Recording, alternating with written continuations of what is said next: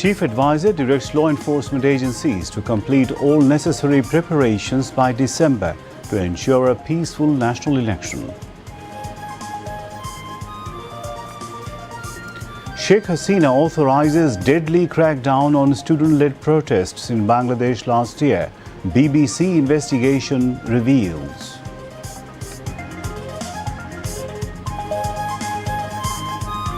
Leaked audio of Sheikh Hasina to be produced as document before the court, says prosecutor Ghazi M.H. Tamim.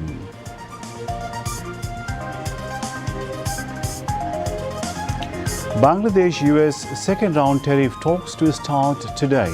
Commerce advisor leads Bangladesh delegation.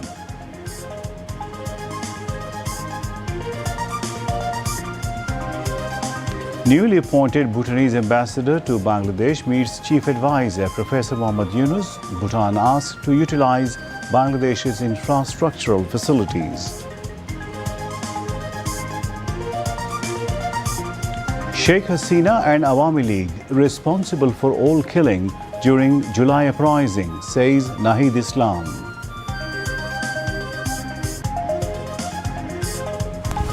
Torrential rain and upstream flow from India breach flood control embankments at 14 points in Feni.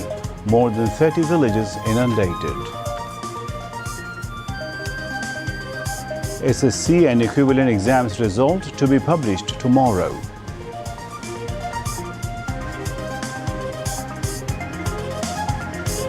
At least 105 Palestinians, including 7 aid seekers, killed in Israeli attacks across Gaza in the past 24 hours. Bangladesh will take on Sri Lanka in the first match of the 3-match T20 series in Pellekele tomorrow. Assalamu alaikum viewers, welcome to News at 10 on BTV News. I am Imtiaz Ahmed Siddiqui. You just heard the headlines. Let's move on to the details of those and other stories. Chief Advisor Professor Mohammad Yunus has directed law enforcement agencies to complete all preparations by December to hold the next national parliamentary elections peacefully. He gave the directive in a meeting regarding the preparations of law enforcement agencies for the upcoming national parliamentary elections at the State Guest House, Jamuna, today. The Chief Advisor also instructed that every polling station must be brought under CCTV surveillance to ensure transparency and security.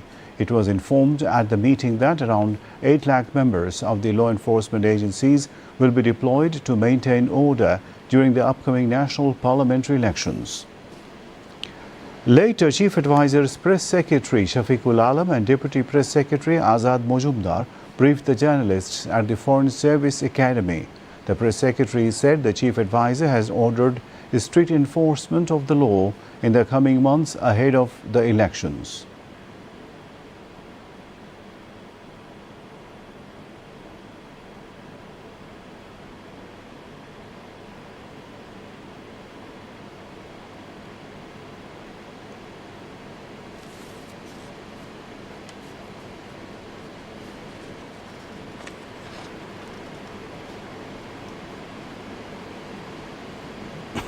আইন শৃঙ্খলা বিষয়ক যত প্রস্তুতি নির্বাচনকে ঘিরে সব প্রস্তুতি উনি নিতে বলেছেন বাই ডিসেম্বর।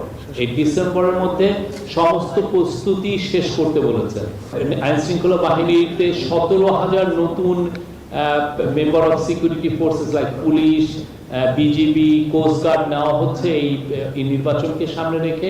তাদের রিক্রুটমেন্ট এবং তাদের ট্রেনিংটা খুব ইম্পর্টেন্ট, যাতে এই সময়ের মধ্যে শেষ হয় সেই বিষয়ে উনি নির্দেশ দিয়েছেন। আইন শৃঙ্খলা বাহিনী যাতে কঠোরভাবে আইন প্রয়োগ করে এই আগামী মাসগুলোতে নির্বাচনকে সামনে রেখে।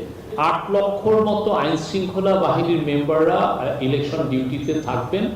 উনি নির্দেশ দিয়েছেন যে এই পুরো 8 লক্ষই যাতে এই ইলেকশনটা কিভাবে হবে আর শান্তিপূর্ণভাবে ইলেকশনটা যাতে হয় সেটার প্রশিক্ষণ তাদেরকে ইনশিওর করার কথা বলেছেন। 18 থেকে 33 বছর বয়সীদের যাতে পৃথক একটা ভোটার তালিকা করা যায় সেটা একটু খতিয়ে দেখার জন্য বলেছেন এবং তাদের জন্য যাতে আলাদা ভোটিং বুথ রাখা হয় নির্বাচনী কেন্দ্রগুলোকে, সেটার জন্য উনি রেখেছেন। এটা অবশ্যই লজিস্টিক্যাল একটা বিষয়, সেটা যাতে তারা খতিয়ে দেখেন এটা কিভাবে ইনশিওর করা যায়। মিটিংয়ে বলা হচ্ছে যে 47,000-এর মতো ভোটিং কেন্দ্র থাকবে এবং তারা দেখেছেন, অ্যাসেসমেন্ট করে দেখেছেন যে 16,000-এর মতো ভোট কেন্দ্র হচ্ছে ঝুঁকিপূর্ণ হতে পারে।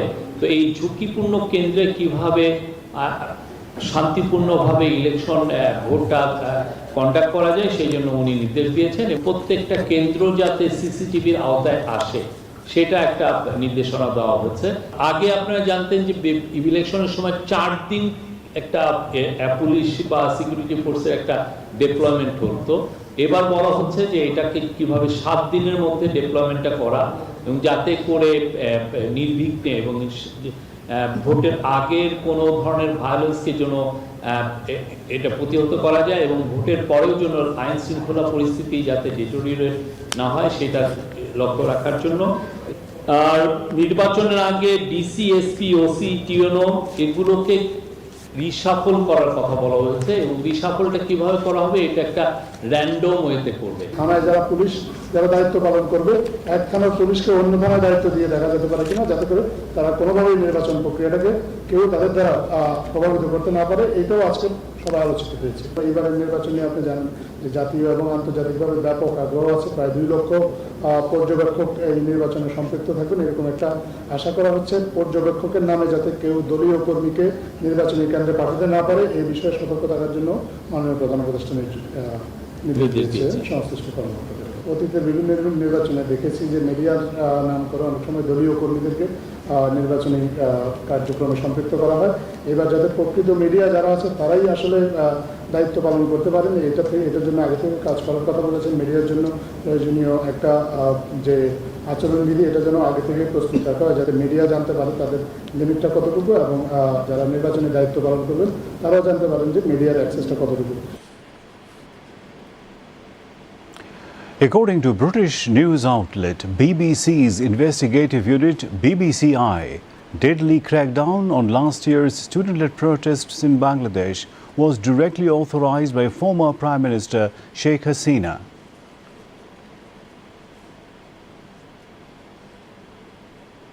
সবগুলোকে অ্যারেস্ট করতে বলছি রাখতে, সবাইকে বলা হয়েছে যে যেখান থেকে টিকাটা করবো দেখে ফেলি। আমার নির্দেশনা দেওয়া আছে, ওপেন নির্দেশনা দিয়ে দিচ্ছে। এখন লেখা লিখবেন, ব্যবহার করবে, যেখানে পাবে সেটা গুলি করবে।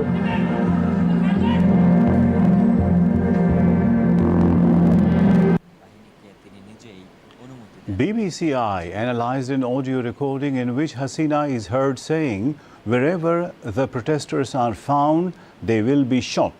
This information was reported by the BBC on Wednesday, July 9. The news outlet says the audio recording is now being used as key evidence in an international criminal tribunal case against Sheikh Hasina. She is currently in India and is being tried in absentia. According to UN investigators, around 14,000 people were killed during the violent protests between July and August last year. However, Hasina and her party have denied all allegations. A spokesperson for the Awami League stated that the audio does not prove any unlawful intent and described it as a contextual reaction. In a phone conversation recorded on July 18, 2024, Sheikh Hasina is heard speaking with a senior government official. In the conversation, she says, "If necessary, lethal force must be used." According to the BBC-verified recording, Sheikh Hasina authorized her security forces to use lethal weapons against protesters and said that wherever the forces find them, the demonstrators, they will shoot. The British Forensic Audio Team called Earshot and Bangladesh's Criminal Investigation Department CID examined the recording and confirmed it to be unaltered and credible. It is believed that the audio was recorded by Bangladesh's National Telecommunication Monitoring Center, NTMC. A source familiar with the leaked audio told the BBC that Hasina made the phone call on July 18 from her official residence, Gono Bhavan. However, it remains unclear who leaked the recording. The student protests began in July of last year against the quota system in government jobs that favored families of freedom fighters. It quickly escalated into a mass movement, ultimately forcing Sheikh Hasina to lose power after 15 years in office. The peak of the violence occurred on August 5. On that day, Hasina reportedly fled Dhaka's Ganobhavan by a helicopter. In the Jatrabari area alone, at least 52 people were killed by police gunfire that day, considered one of the deadliest instances of police violence in Bangladesh's history. The BBC analyzed hundreds of videos, photos and documents from the 36-day protest. With the help of CCTV footage, drone videos and eyewitness accounts, the investigation revealed that police forces opened fire indiscriminately, especially after the army withdrew from protest zones.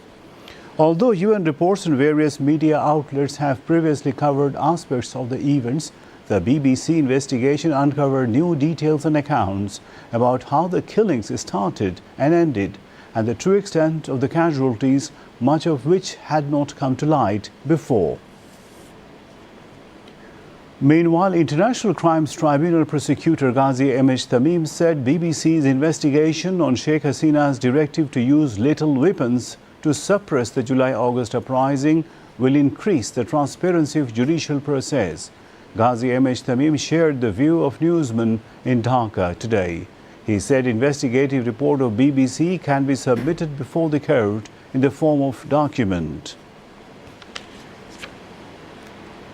The Supreme Court Bar Association has demanded to publish a list of controversial and biased judges who assisted in keeping the fascist Awami League government in power. They also demanded the removal of those judges and bringing them to justice. Bar Association President Barrister A.M. Mahboobuddin Khokon raised the demand at a press conference of the Supreme Court Bar Association in the capital today. He said the Supreme Court Bar President has also demanded appropriate constitutional measures against the judges who passed verdicts on the basis of party loyalty. Executive committee leaders, including Acting Secretary of the Bar Association, Mahfuz Rahman Milon, were present.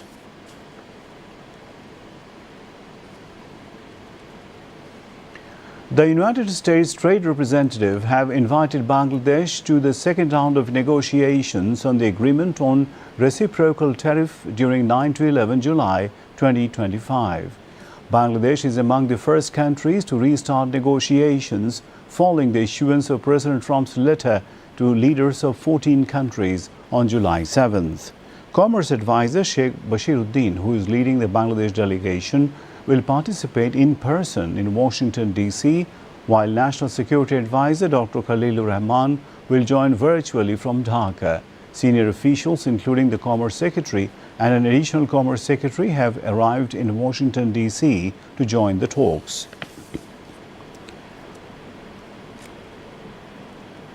Chief Advisor Professor Mohammad Yunus has recommended Bhutan to take advantage of all available infrastructural facilities that Bangladesh offers, mentioning that significant opportunities remain for expanding bilateral collaboration.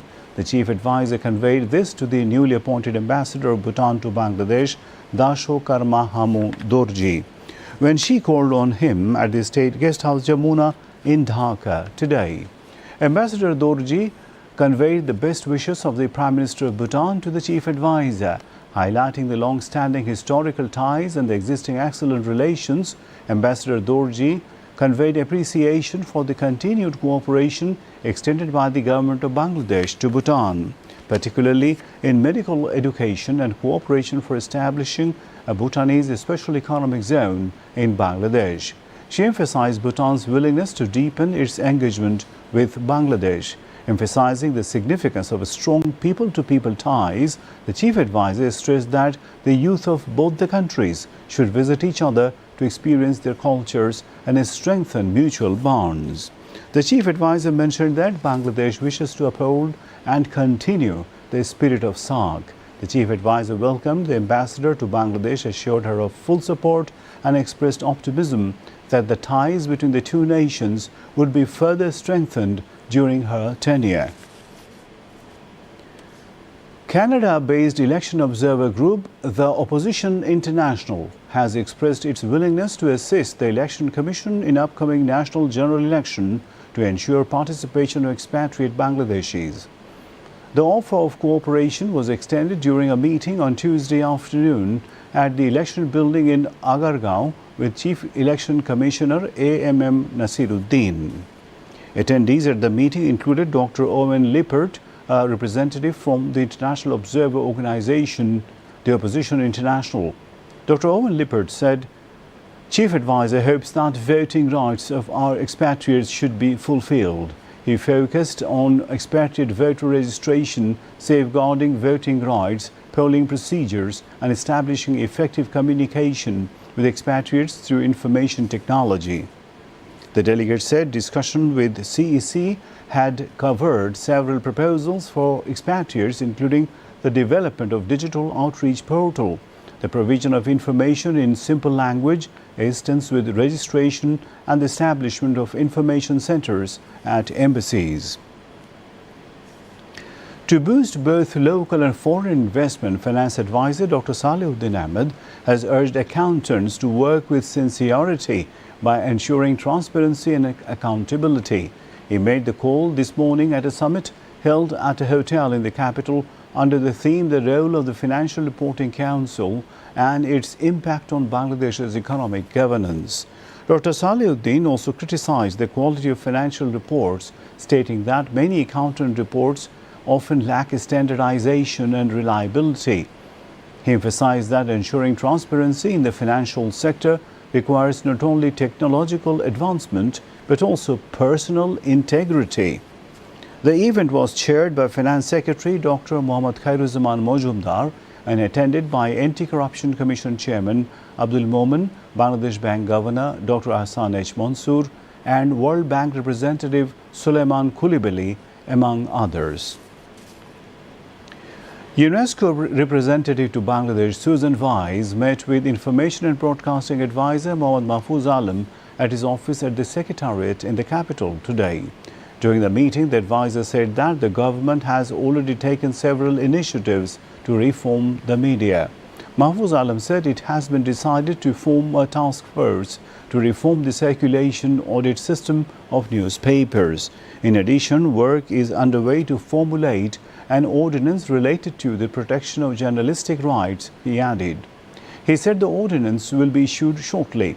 The advisor also hoped that it would be possible to implement some other media-related reform activities in the next few months. UNESCO International consultant Lina Fox was present at the event. The foundational period of the new Bangladesh is the days of the June, July and August of last year. The defining moment which changed the course of Bangladesh's political landscape has made a place in people's hearts as 36th of July. These glorious days, marked by immense sacrifice and unparalleled courage, hold immense significance for the people of this land. Under the banner of the Anti-discrimination student movement, although there was no certain centrally announced Bangla blockade program on 9th of July 2024, students still carried out blockade programs on several roads in the capital. As usual, classes and exams remained suspended that day as part of the ongoing movement. As part of the protest, students and job seekers blocked the Shahbag intersection for 4 hours. On this day, for the first time, students of Bangladesh University of Engineering and Technology joined the streets in solidarity with the quota reform movement. They held a silent rally at the university's Shohid Minar. Students from Dhaka College and Titumir College also held protests demanding quota reform. Demonstrations took place in Sylhet as well. The officially declared program by the Anti-discrimination student movement for that day was a mass campaign. Alongside field campaigning, activists were also vocal on social media. Coordinator Sajid Alam posted on Facebook saying, "The work of state repair is ongoing. Apologies for the temporary inconvenience." Coordinator Martyred Abu Said announced the massive presence of Begum Rokeya University students. On that day, Islami Chhatra Shibir also issued a statement in support of the quota reform movement. The anti-discrimination student movement called for a dawn-to-dusk Bangla blockade across the country the next day. Coordinator Nahid Islam gave interviews to various news outlets explaining the logic behind the movement. He said the government and the Prime Minister have broken their promises regarding the quota issue. They are using the court as a shield to avoid responsibility. Prominent movement figure M.A. Saeed also spoke about the Bangla blockade in a media interview. Many people created and shared reels on social media featuring protest songs related to the movement. NCP leader Nahid Islam today alleged that Sheikh Hasina and Awami League are responsible for all killings relating to July uprising. He said there is no room for any fascist pro-Mujib political party inside Bangladesh. Nahid Islam made these comments on the 9th day of walkathon at Shahid Hassan crossing in Chuadanga this afternoon. NCP leaders who took part both in walkathon and the roadside rally urged all to continue fight against evil powers, hold the spirit of martyrs of July uprising. The July walkathon participating NCP leaders entered Alamdanga Upazila of Chuadanga from Gangni of Mehirpur in the afternoon today. Local people in Chuadanga greeted and welcomed NCP leaders defying inclement weather. The walkathon in Chuadanga kick-started from Hadboalia Bazaar. Local NCP leaders hosted a roadside rally at Shahid Hassan Mall at Boro Bazaar. Among others, NCP leaders Sajiz Alam, Hasnat Abdullah and Dr. Tasneem Zara addressed the rally. BNP Secretary General Mirza Fakhrul Islam Alamgir said the sooner the election is held, the better it will be for the country. He said this while talking to reporters at National Institute of Neurosciences and Hospital in Dhaka today. Mirza Fakhrul said BNP is the biggest political force which fought for democracy. It is BNP which brought multi-party democracy and parliamentary democracy in the country. He said the political party leaders who think that the election is not necessary at the present situation, they should reconsider the situation. Mirza Fakhrul said, we all have to protect our country together. It is the responsibility of every political party to put the country on the right track. Earlier, he visited BNP chairperson's advisors, Professor Abdul Quddus and Professor Sirajuddin Ahmed, at the hospital. He inquired about the health conditions of the two BNP leaders from the doctors concerned. The results of the Secondary School Certificate SSC and equivalent examinations of 2025 under all 11 education boards will be published tomorrow. This year's results of Dhaka, Rajshahi, Kumilla, Jashore, Chittagong, Borishal, Sylhet, Dinajpur, Mymensingh, Bangladesh Madrasa Education Board and Bangladesh Technical Education Board will be simultaneously published at 2 p.m. tomorrow. The candidates will be able to access their results after 2 p.m. either online or via SMS. This year's SSC and equivalent exams began on April 10 and ended on May 13. The practical exams were held between May 15 and 22. Around 19,28,000 students were registered for this year's SSC and equivalent examinations. And now, international news now.